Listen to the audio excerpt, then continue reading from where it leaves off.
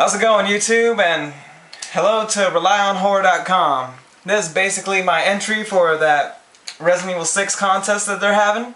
I don't know if it's legal or whatever pertaining to those rules of the contest, but I decided to do a video. I'll probably be typing up my own entry as well at the same time.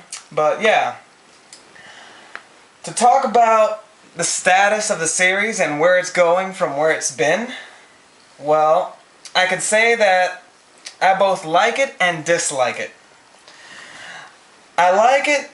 I like the way it's been going since Resident Evil 4. I like how it's third person. I like how it's a bit actiony. It's been action horror since the 4th game, despite it being coined on the 5th one, when the 5th one was basically just more action, which is what people noticed. But even in the 4th one, it's really action horror-y, just with a little bit more horror. Resident Evil 6, I admittedly haven't played yet, or at least I don't have it. But I have played some of it because I rented it. I've played both versions of the demos that have been out for a while. And I've watched lots of reviews and gameplay of it. And I can safely say that it is very action-y. And for the most part, it looks like it's competing with other action games and high AAA games out there.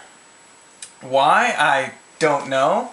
I thought Resident Evil was always a good horror franchise on its own. If it had anything to compete against, it would be Dead Space, but it really shouldn't be competing against like other AAA games like Call of Duty or shit. Excuse the language, I was trying to not say that, but whatever. Trying to have a professional video here. But yeah, the way I see it is I want less action. Revelations had a very good formula to it. It was, in fact, out of all the Resident Evil games that have come out recently, Revelations was the only one that even creeped me out a little. I liked the story, and I liked the atmosphere, and I liked the gameplay. It was where it needed to be. And we need more, basically, AAA console games from the series to be like that. At this point, I hope, due to all those negative reviews, either as just or unjust as they may be, that Capcom realizes that being too actiony and trying too many different things isn't the way they need to go. I do like what they did with Resident Evil 6, where they separated up the campaigns, try to make each one different to cater to different types of people. And it kind of matches the way the characters are, too. You know, Chris being the actiony guy.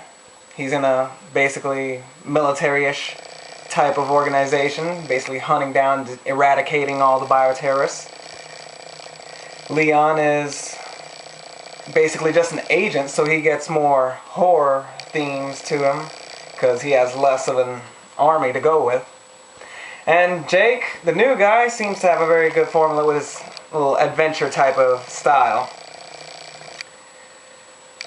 But in the end, what we really need is more atmosphere, more horror. Like, Leon's campaign, from what I played of it, had the atmosphere, but it needed more. But to be fair, I didn't play the full thing yet, so this is just from what I got. It needs more like that, just more suspenseful, less focus on action. Like, all the Resident Evil games since 3 have that action controls, with Resident Evil 3's dodging, then 4 became basically a third-person shooter. And then Resident Evil 5 had a lot more focus on basically quick-time events and melee and stuff.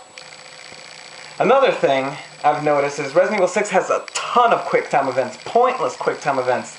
They tried to make basically what should be cutscenes, which they put a lot in, from what I noticed, into QuickTime events. And while I like them, I don't think everything should be one. So a little bit toned down on that would be appreciated. And honestly, I think that's about it. That's all I got to say. It's a short video, I suppose. And thank you for your time.